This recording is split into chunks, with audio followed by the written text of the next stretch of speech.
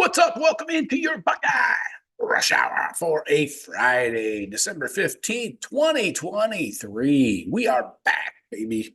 Live show is back. You know what to do. Hop in the comments. Let's get your feedback in here. We're talking about transfer portal quarterbacks. Do the Buckeyes need one? Do they need a starter, a QB1 out of the transfer portal? That's my question number one. Well, I'll throw some ideas out here. Let's go. So we got a lot of people. I hear way too many people talking about Daquan Finn out of University of Toledo. No rocket slander here, though I did go to Bowling Green. Sean went to Toledo, so if you want to throw some rocket slander out, I'm fine with it. But not to put down Daquan Finn. I'm not on that train. I'm not a fan. He's 6'2", 205, threw for 2,600 yards in MAC competition. Okay. Not impressed.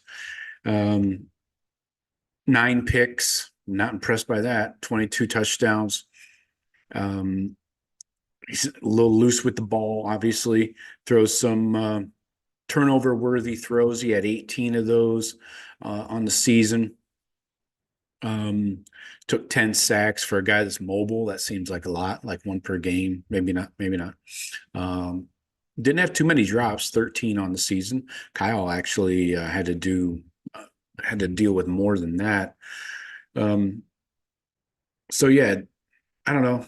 I know he's mobile. He can get away, run a little bit, and that's great. I think you do need to be mobile in today's college football to be successful. I think some guys maybe do it a little too much, like a Caleb Williams. He just runs around in the backfield till somebody pops open. That's not an offense, not consistently, anyways. So yeah, I'm not a Daquan Finn fan. Malik Murphy just popped in the portal yesterday, so I am a fan of his because he's 6'5", almost 240, 238.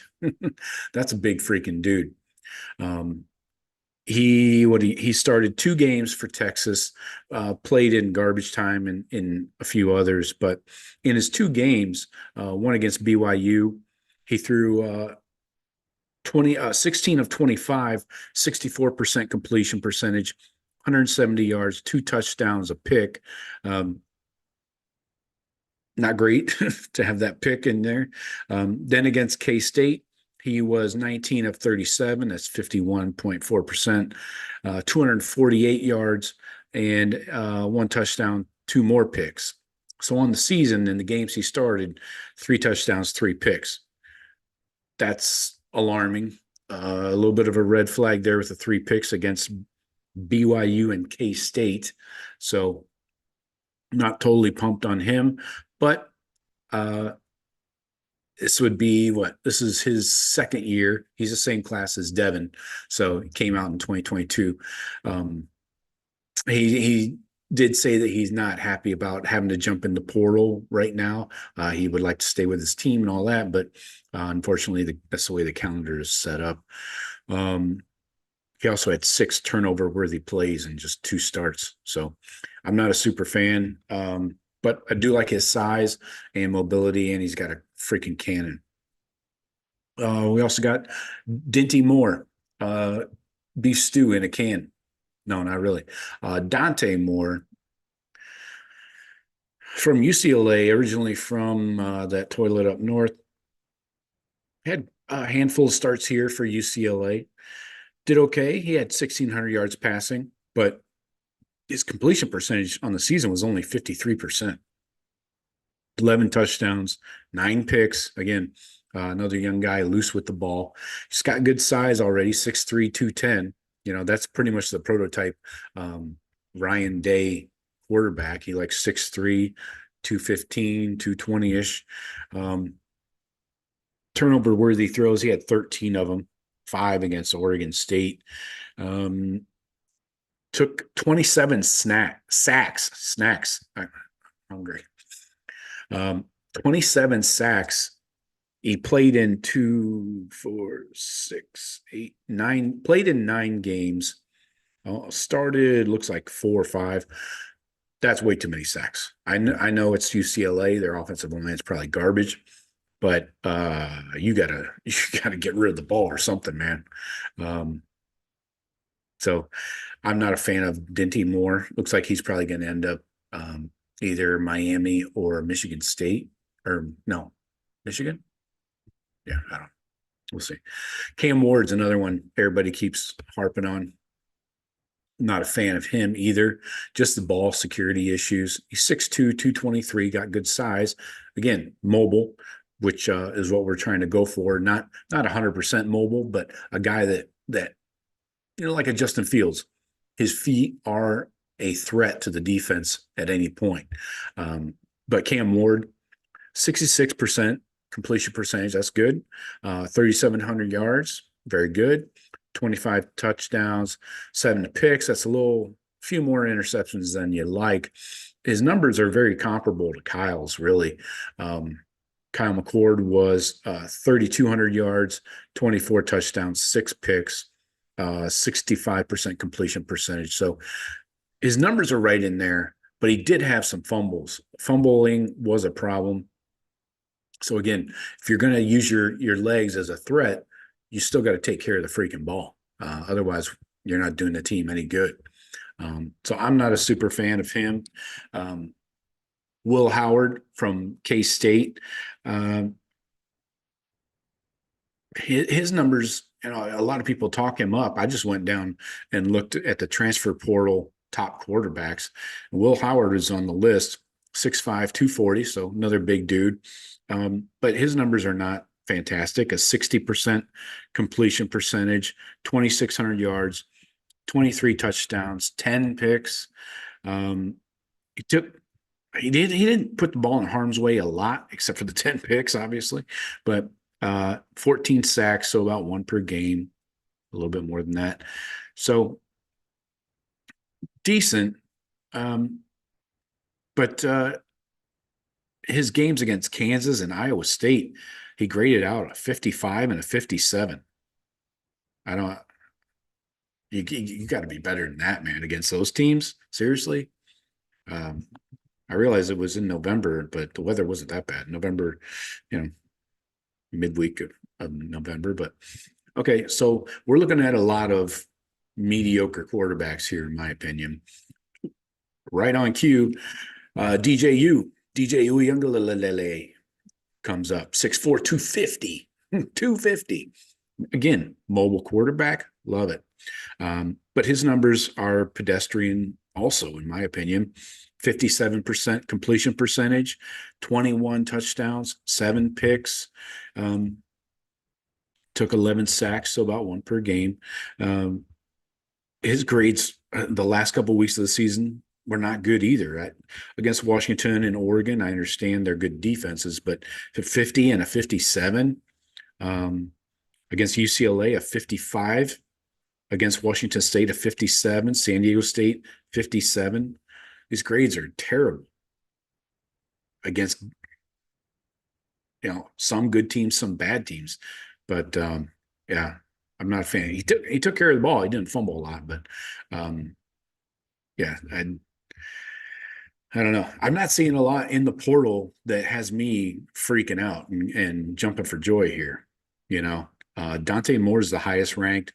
Cam Ward, Malik Murphy, Will Howard, Daquan Finn, then Kyle McCord. I didn't include the guys that have already committed places. Will Rogers has committed to Washington, apparently. Then DJU. So, yeah. Everybody is right in line. I mean, I'm not seeing anybody better than Kyle McCord, except maybe they might be slightly more mobile, So let's check on the chat, see what's happening. All right. PC is back. We are back. It's good to see everybody. PC says first, what's up, gang? Go Bucks. Go Bucks, PC. Small town Texas Scratcher says Malik Murphy. Okay. You might be a little biased there. Odysseus says, don't really think any of the options out there are better than Keenholz, Brown, and Nolan. I'm with you there. Although Aaron Nolan is not going to see the field in any capacity, even as a backup. But yes, we still need a fourth, though. Ryan Day wants 4 scholarship quarterbacks. So that's the question. Do you want to increase the competition in that room between Devin and a portal quarterback?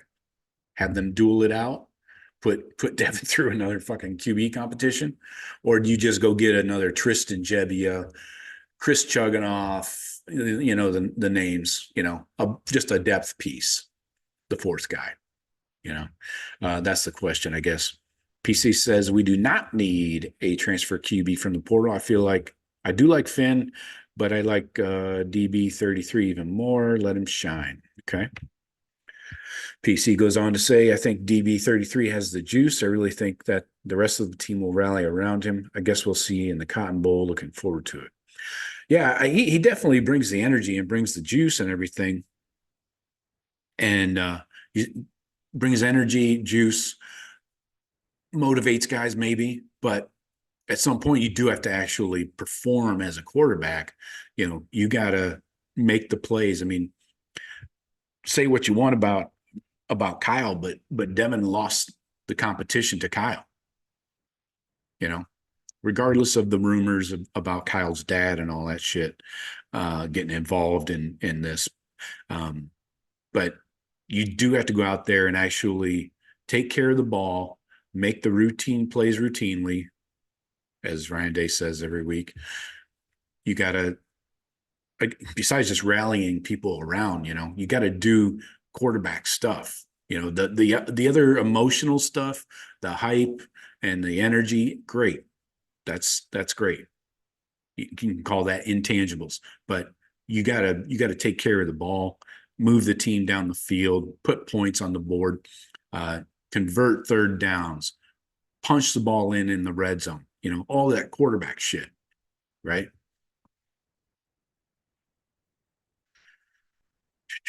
Just keeping an eye.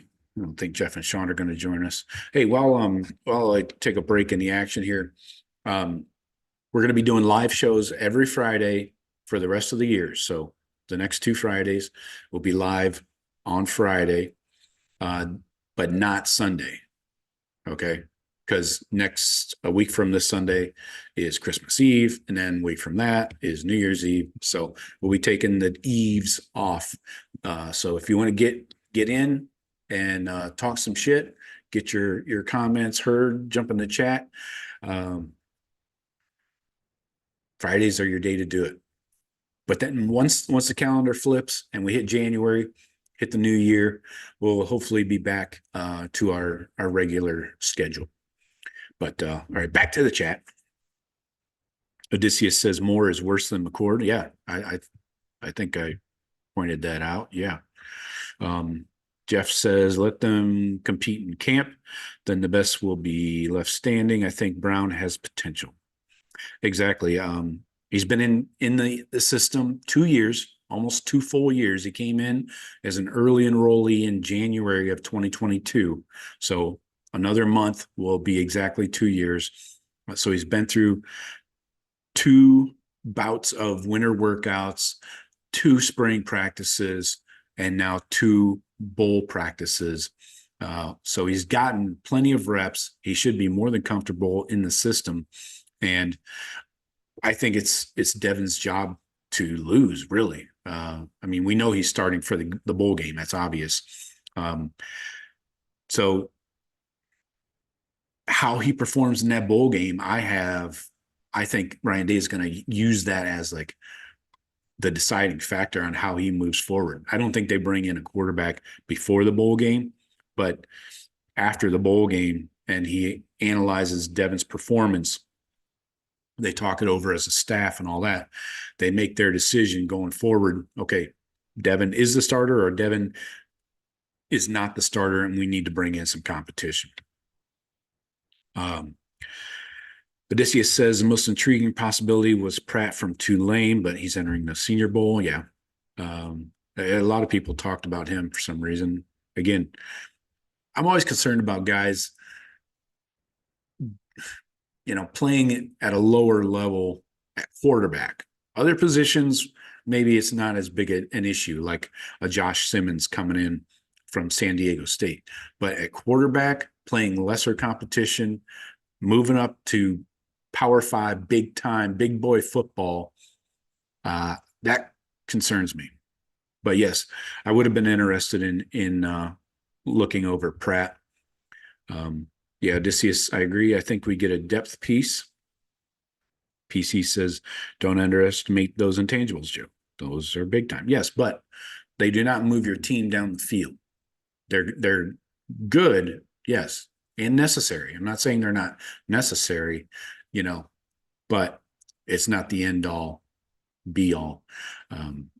And I'm really interested in seeing how Devin moves this offense, even if it's without Marv, even if it's without a Cade Stover or even Trey. If Trey jumps to the draft, I'm interested to see how he's going to have the starting offensive line. So I'm interested to see how he performs and moves this team up and down the field against a decent defense. Let's not call Missouri a bunch of slapdicks here. They're in one of the best conferences in the country. No, I will never say the SEC is the best conference in the country. Maybe I will. Not today. So yeah, I'm really intrigued to see what Devin does. I think he would really have to fuck this up royally. He would really have to mess this up big time.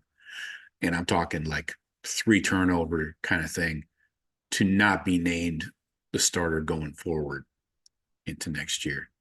I know they probably won't officially name him that starter until like spring or whatever, and you'll see what kind of reps he gets in spring if he gets the starter treatment, but this will be 2024 will be his 3rd year in the program.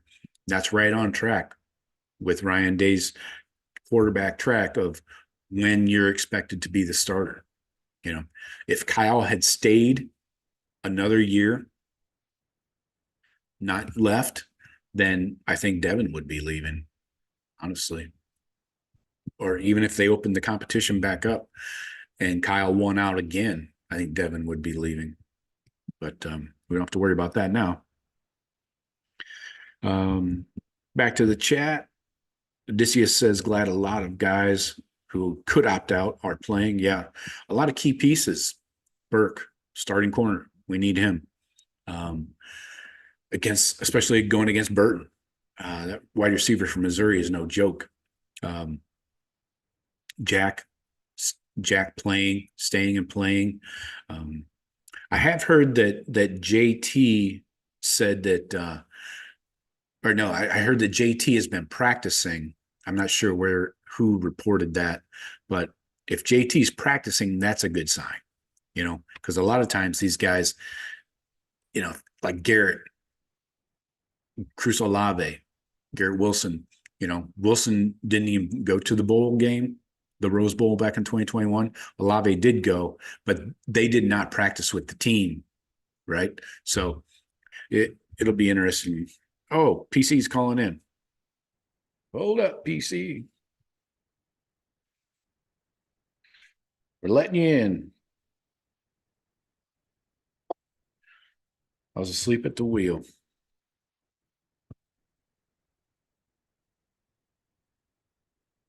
All right.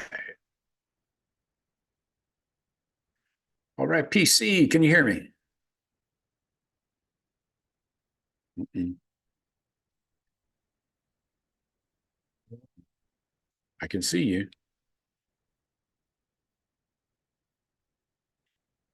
One sec. Let me see if headphones. Okay. Headphones are working.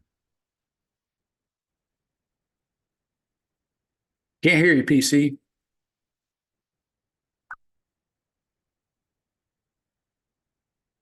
I can see that you're connected, but I cannot hear you.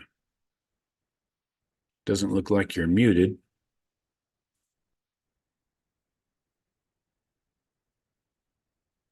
I'm going to try reconnecting your headset. Back to the chat while PC is getting connected. Yes, good point. The Mizzou running back is on the All-American team. Yeah, that dude's a concern. Odysseus says, loved Jack's interview. Yeah, he spoke French, right? David Greenshield, what's up? Any news on Henderson? No, nothing new. He has not made a decision. That's the only thing he has said publicly. So fingers crossed there, I guess. It's going to be interesting if Trey does not come back and Dallin is the only running back returning. That could be an interesting scenario. We're only bringing in 2 running backs in this 2024 class. The third, Jordan Lyle, looks like he's going to sign with Miami. I don't think he's even going to bother decommitting, but we'll see what happens there. So you could theoretically in January be looking at 2 true freshman running backs and Dallin Hayden. That's it. So yeah, things could get freaky. But yes, good point, David. That was my next point. Trey and Dallin in the backfield would be nice, but again, it's pretty thin. If we're only bringing in 2 freshman running backs in the 24 class, we're going to need somebody through the portal, possibly, or a really late add to the class. PC, are you there? Oh, still can't hear you. I can hear everything else. Okay, looks like PC is connecting to the audio. So yeah, I'm thinking you got to go look at. Hey, there he is. I'm sorry, man. That's all right. Work call. Yeah, no problem. So, yeah, man, it's been a rough last few weeks. Yeah, you could say that. Not only did we lose in the toilet bowl up north, but I'm missing my daily update and my drive in the morning. And you've been MIA, man. Yeah, I had to take a week off. Especially this time of year, my wife has me booked like every day. There's another Christmas dinner, Christmas party, some shit. No, got to drive, go visit family over in Orlando. That's 2.5 hours of battling over the freeway. So, yeah, you deserve a break, man. That was a hell of a run there, hell of a season that you every single day, sometimes multiple times a day, you're on, and I know it was a lot of work, and you did a great job with it. Really appreciate everything. Thank you. But no, yeah. So I guess recapping, that really sucked, that game up there. I mean, I guess it was a good game. We just came out on the wrong end of it, but it was a team loss. I think there are multiple points in that game. Had it swung a different way, then we would have won. So we were right there all the way to the end. Of course, the INT at the end, that sucked. But it was pretty even keel, even Steven. I think we could have pulled it off, but yeah. But anyway, I guess there has to be a loser and a winner, right? Like, right, can't both win. So, but yeah, that one didn't hurt, I don't think, as much as it did, last year in the shoe. That one, the wheels just kind of came off, and at the end there, and that just sucked. But this time, at least we had a fighting chance all the way to the end. Yeah, we were underdogs going into that game, this year. Yeah, another good point. I mean, everybody and their mother was picking us to lose, and We Mhm. almost pulled it off, but yeah, I don't. As far as McCord goes, wish him the best. It just it, it's, it kind of sucks all the talk about his dad coming in and trying to intervene and get those Mhm. assurances and this and this. If that did or Right. didn't happen, I guess neither here nor there. He's gone. I don't think he had a bad season. He didn't have a great season. We're spoiled really from CJ, and you see what he's doing right now, lighting up the NFL. So Yeah. just kind of put that into perspective. Not everybody's CJ Stroud. Yep. So yeah, I don't think he had a bad season. As you're watching the games, game by game and stuff like that, you could see that there's, he would just miss some throws that are like throwing at feet, throwing behind guys or ahead of them Mhm. or way over their head. I mean, and Yeah. then he make a really good throw. So it's almost like I don't know, the ball slippery or what happened on those. Right. But he's got the strength and he can do Yeah. it. It just he Yeah. wasn't doing it regularly enough. So Yeah. That's exactly my point. Let me just hop in for a sec. Um, what and I would you can go back and listen to all the old shows from this past season, and I admit that I was a Kyle supporter. All right. He was a starting quarterback. I thought from week 1 to week 12 he would improve, and he did not, in my opinion. yeah, Sorry. I'm right there with you. I think you're right because some of the same crappy throws and the good throws. Honestly, we Mhm. saw from Indiana all the way to the end. Yeah. So it's like you could. I don't know. I'm kind of with you. I would have thought that by the end, there a lot of that would have been cleaned up, but I don't know, nerves or what it was. I don't know. But I'm telling you, it seemed pretty even. Obviously, trust in Day. He knows. He sees them every day, Mhm. works with them.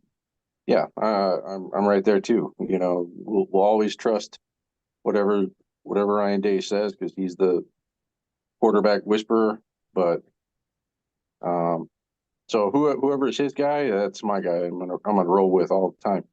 Yeah. But I am really interested to see how Brown comes out in the Missouri game. Um, I I don't know if it's kind of he got a injection of juice, because now for sure he's going to be the starter, um, Yeah. or what. But saw several interviews with him, and he sounds really pumped up, really ready to go.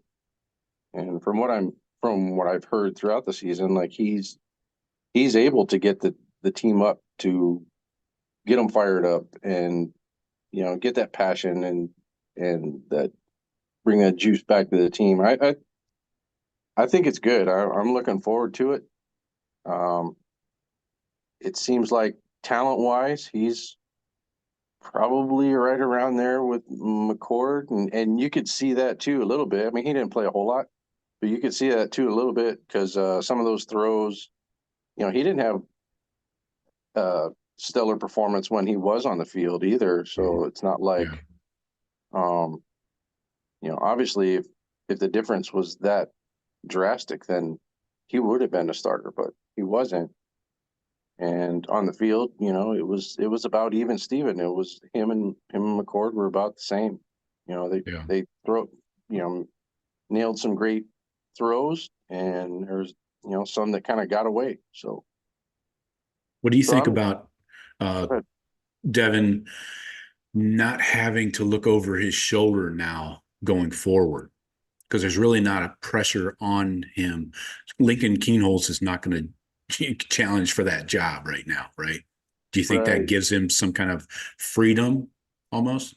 I think it really does, man. And to be honest, that probably played a factor in McCord's performance during the season because he probably felt that, well, not when Brown was injured, obviously, but Yeah. he probably felt at any point like he could get pulled and Brown could get put in there, and like the the quarterback competition kind of, it's like, I wonder if those guys' minds, if it was ever truly over, except for when Brown was injured, like I said. Hmm. They probably both suffered from that a little bit. But now, um, with that confidence and knowledge that, hey, you know what, I screw up a drive or make a bad pass or whatever, like, I'm still going to go out there. I'm going to get a chance to fix it Yeah. rather than, fuck, I Yeah. throw an interception, then I'm done. They're going to put in Yeah. somebody else. Yeah. You So get the I hook. think you're right, man. Okay. Yeah. I think just looking at it from my point of view, I would feel less stress and maybe not crazy free. I mean, because he's kind of a wild man at times, anyways. Not that he makes crazy, stupid decisions, but he's kind of a free spirit kind of guy. But I think you just take one more stress out of his life by putting him in this situation. And what do you think? So I just want to get your opinion. This is strictly just what you've seen of Devin so far. Maybe it's too early to say, but you think you would name him the starter in 24? I would, um, simply because, uh, I, well, simply because two reasons. One, Keenholz, I haven't seen that much out of him or Yeah, heard much. I mean, all you hear is that everybody loves him, and I'm sure they do, and I'm sure he's done awesome in practice. But I don't see that. But and two, Aaron Nolan coming in, uh, he's supposed to be top notch also, but he's coming in from high school, so yeah, I don't I I don't see anybody taking the job from Brown. It's his to lose. I don't think there's, unless there's, somehow, Keenholz just lights it up in the spring, or summer or something like that. mhm. I don't see anybody beating him out Yeah. And with. only being on campus for 6 months, he came in summer, so I don't know how Keenholz could grasp the offense enough to make that leap. Yeah, I'm not. Yeah, I don't think so. Um, but yeah, Brown, excited to see what he can do. Not having that cloud, or having to look over his shoulder and all that. Just give him give him the reins and give him the keys and let him drive. It Exactly.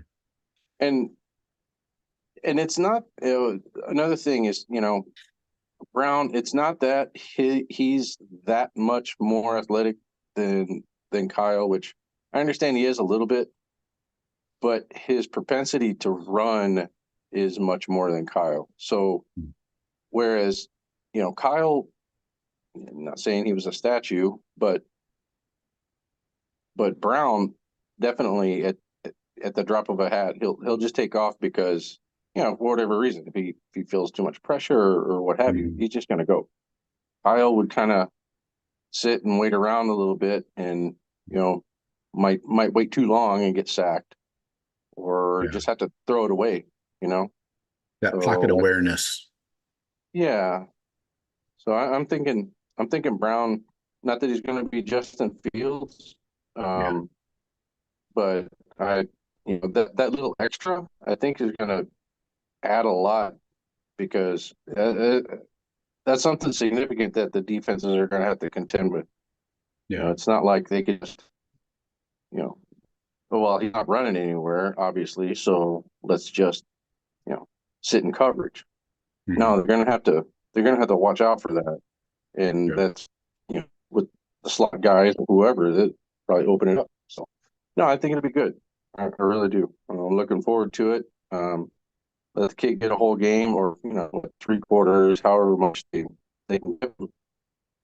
I hope he can hold on to the ball and stay healthy. Hopefully, evade anything in there. But Yeah. I am really interested to watch a full game, see what he can do. Just rip you.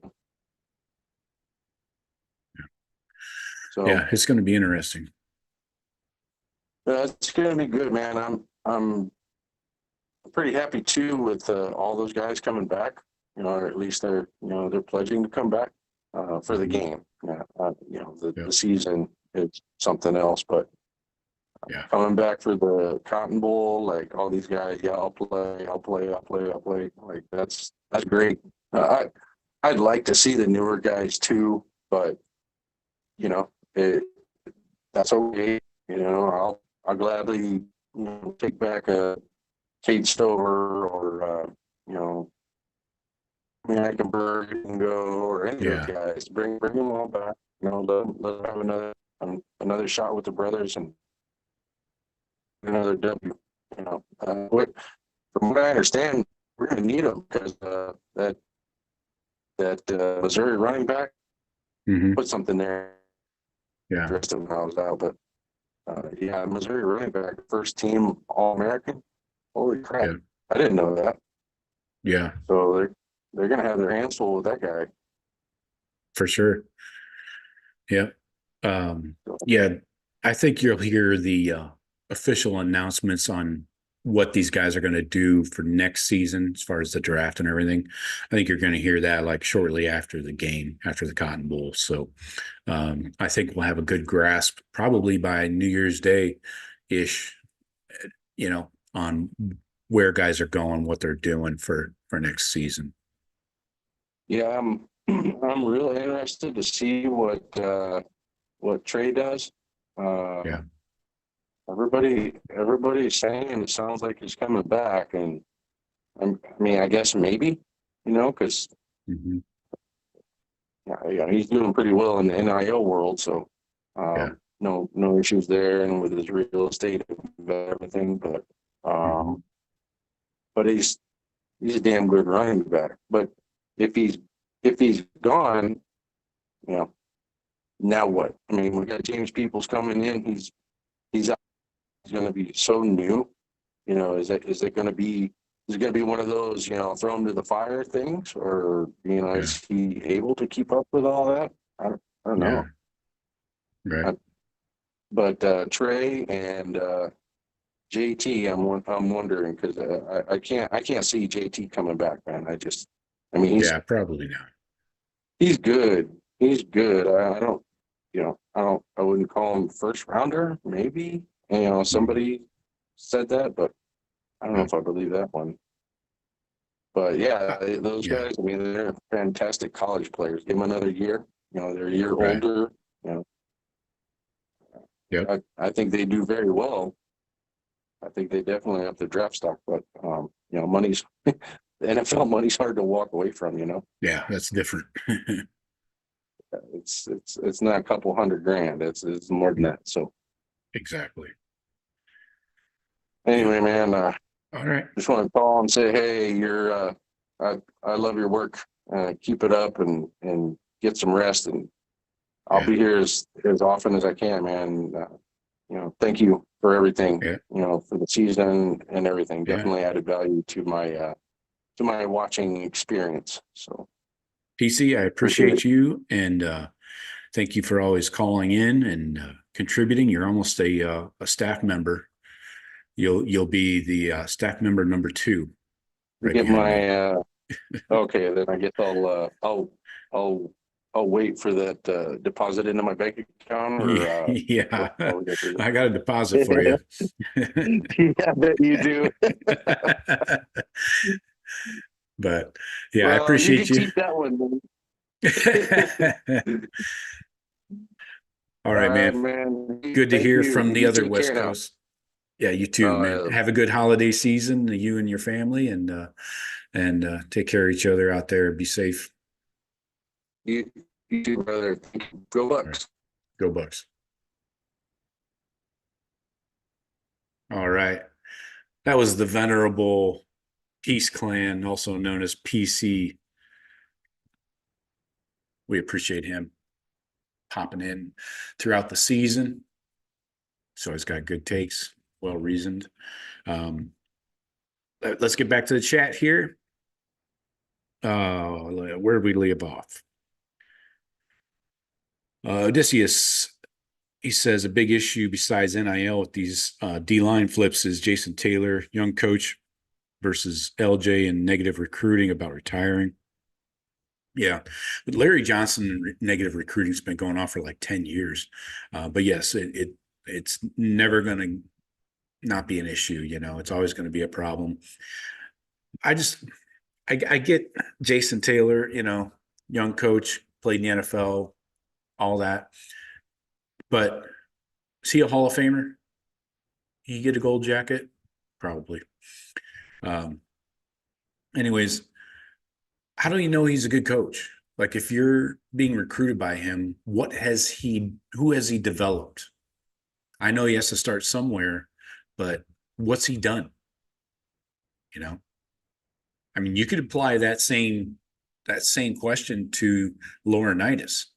You know, I hate to kind of rattle the cage, but Laurinaitis, what has he done? Who has he developed? So you could say the same thing about him. And there's other, coaches that used to play in the NFL. You could say the same thing about that are, just early on in their careers. But good point. Odysseus says they probably cheated this year too. Michigan, the cheaters. Yeah, they did. I assume so. Jeff says, I think some of the guys are considering an announcement on their status after the Cotton Bowl. They may try to up their status for possible big NIL money or the pros. Yeah, I think shortly after the game, you're going to, get those announcements trickling out. Who's going to enter the draft? Who's coming back? D-line wise, you're at least losing two. You got to lose probably Tyleek and JT. I think Mike Hall and Jack may be on the fence there. So I could see you definitely losing two, hopefully get two back from the starting D-line. That would be great. Odysseus says Stallions effect over 16 points, I guess. Yeah. Odysseus says Saban hired former linebackers coach as an analyst. Yeah. Yeah. I thought it was Chris Partridge, but no, it was a guy that was there the year before. So Saban. I'll see your Stallions and raise you a Saban. So yeah, that could be interesting. Forget stealing signs. Tell me everything you know. A lot faster. Go right to the source. This just says McCord missed too many reads in the game. Unfortunately, yeah, it wasn't the only game that he missed reads. That's for sure. Troy V, what's up, Troy? He says, I like everything I'm hearing from Devin. He says the right things. Hope he works out.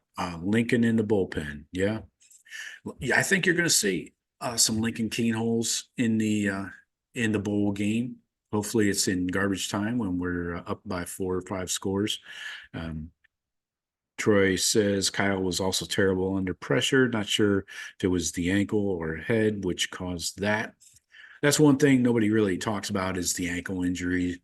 He kind of had 2 ankle injuries by the time the end of the season rolled around. He hurt one ankle against Notre Dame, then hurt the other one. Was that against Maryland, I think? End of the first half, he got rolled up on by a big ass D lineman. So yeah, I all in all though, even before the injuries, through the first 3-4 weeks of the season, Kyle did not show great pocket presence. Sometimes he would leave the pocket when he didn't have to. Sometimes he would stay in too long and get folded up. I think Devin, like me and PC were talking about, I think Devin has more of that awareness. He has that kind of sixth sense of, he can feel that pressure from behind, without seeing it with his eyes. He can kind of sense that there's, pressure coming and escape or get rid of the ball, whatever it might require. Odysseus says might want to get a Thunder running back in the portal. We seem to have all the Lightning backs. That's a good point. We could use a hammer, like a chip train him. Yeah, somebody in that 220, 230 range. I'm not sure James Peoples or SWD are going to be packing that much in their ass. So um, those guys are going to have to come in and put on some pounds. I love them. Big fan of James Peoples right here, and Sam Williams Dixon. But you're going to have to put on some pounds, boys, and definitely going to have to get in the portal. Whether Trey comes back or not, we're going to need a portal running back, at least for depth. Not necessarily to challenge for a starting gig, but for that chip position, maybe. Troy says, anyone else practicing the Roll Tide chant for January 1st? Yeah, it's hard to get, that doesn't just roll off the tongue as easily as you think it should, but yeah, I am not practicing that yet. But I did take Alabama money line, even money. PC says, yeah, I forgot to mention Hayden. He's great. Would like to see more of that. Yeah, you will. You're going to see Dallin Hayden in this bowl game. So expect that. He could be the starter, and that's it. There might not be a Trey with him. It might just be the Dallin Hayden show, and then you got to go with probably some walk-ons after that. It's going to get thin real quick. So, yeah, but Dallin Hayden is going to be very good. He's waited his time, very patient, did everything that was asked of him. And I like the kid's game. He's not a burner. He's not a Trey. He's not going to run a 4.4, but he does what you need to do to break off some big runs, find those creases, hit those holes, turn, a small gain into a big gain, get to that second level. So I love everything about Dallin's game, and he can catch the ball out of the backfield. So, which you got to be able to do in this offense. They love to run that wheel route down the right sideline to a running back. So appreciate everybody popping in tonight. Please hit the like button, the thumbs up. I'd greatly appreciate it. I got nothing else really. Like I said, I'll be on live the next couple Fridays, and we're going to take the next couple Sundays off. We will be live this Sunday. I probably shouldn't jump the gun there. This Sunday, me, Jeff, and Sean will be live Sunday night, 7:30. We've adjusted our schedule over this season.